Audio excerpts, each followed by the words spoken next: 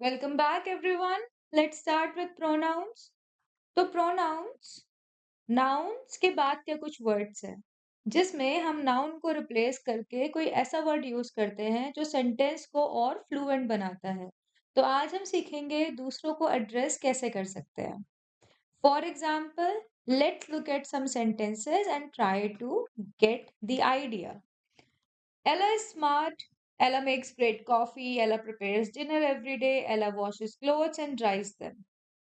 अब यहाँ पे बार बार एला यूज हो रहा है। बार बार एला यूज करने से we can have an impact कि हम एक ही बात को रिपीट कर रहे हैं। सो ये रिडंडेंट हो गया। अब इसमें अगर हम करेक्शन करते हैं तो एला एक फीमेल हो सकती है।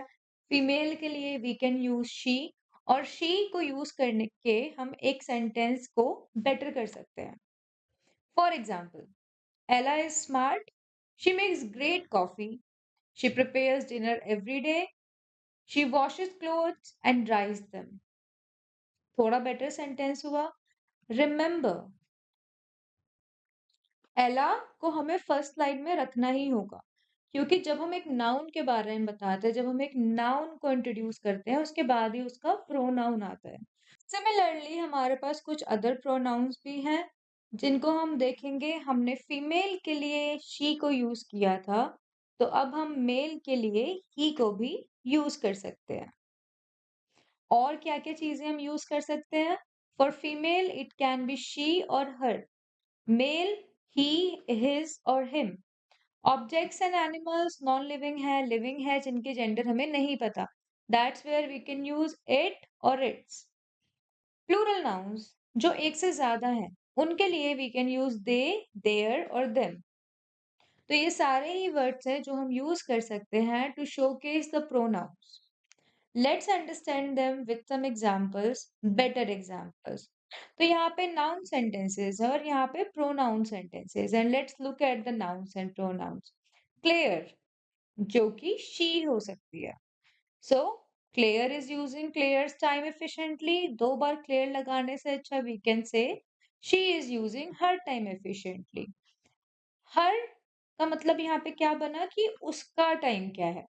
सो अगेन, हर यूज होता है किसी पोजेशन के लिए, जब मैं बता रही हूँ कि ये मेरी चीज है।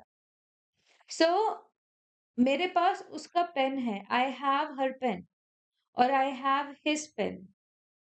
तो अगेन हिज और हर यूज होता है when we talk about that somebody has some sort of possession.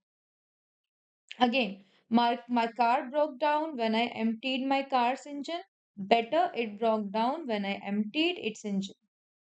Sam is planning to take Sam's dog to the doctor. He is planning to take his dog to the doctor. My classmates, एक से ज़्यादा है, have different opinions. They have different opinions. The players, again, more than one, had the players' time. They had their time.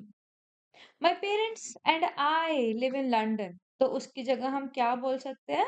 We live in London, क्योंकि एक से ज़्यादा है. And then we can talk about our family. और इस तरह हम use कर सकते हैं प्रोनाउंस को। यहाँ पे you have to remember 3 points. जब हम his, her, their, its use करते हैं तो वो रिप्रेजेंट करता है पोजेशन। एक फीमेल का पोजेशन हिज से स्टार्ट हो सकता है, एक फीमेल का पोजेशन हर से स्टार्ट हो सकता है, एक मेल का हिज से, जो उनका है, जो प्लूरल में है, उनके लिए हम देयर यूज करते हैं, और जो चीजें नॉन लिविंग हैं या फिर एनिमल्स हैं, वी कैन यूज इट्स। हमें हमेशा नाउन को इंट्रोड्यूस करना है before a pronoun.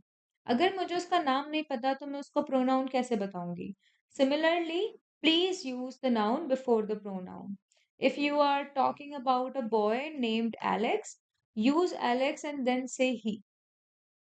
And lastly, अगर कोई एनिमल है जिसका जेंडर हमें पता है, जिसका नाम हमें पता है, हम उनके लिए भी ही और शी यूज कर सकते हैं, because now we know their gender, now we know their names. And with this, the last activity is describe the pictures using the correct pronouns. तो पहले पिक्चर को देखते हैं। यहाँ पे you can use pronouns like we, they or he or she. In the second picture, you can also use family,